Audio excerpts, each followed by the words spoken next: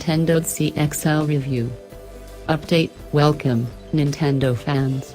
This DS model has been discontinued since we first published this review. Check out the box on the right for some newer, alternative DS models you can still get your hands on, or read on below for our original Nintendo DSi XL review, which was first published in 2010. Say hello to the new Nintendo DSi XL.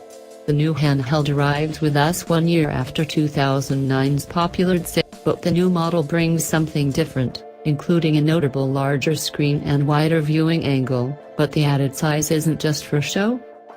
Nintendo DSi XL at Amazon for $268. The Japanese gaming giant's top brass, CEO Satoru Iwata and game design genius Shigeru Miyamoto, have made a lot of noise in Japan about how the new extra-large DS should appeal to everyone, but it's been designed for older gamers in particular.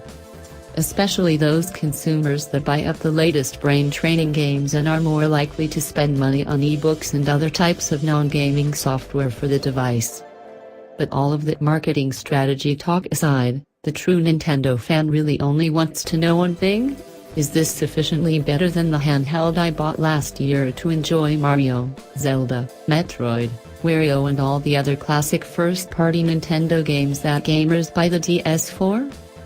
We know that Nintendo fans who like to have the latest tech have spent a fair bit over the last 5 years on DS consoles, from that first fat gray Nintendo DS that launched, to widespread confusion on the part of Nintendo fans at the time, at E3 way back in June 2004 through to last year's DSi.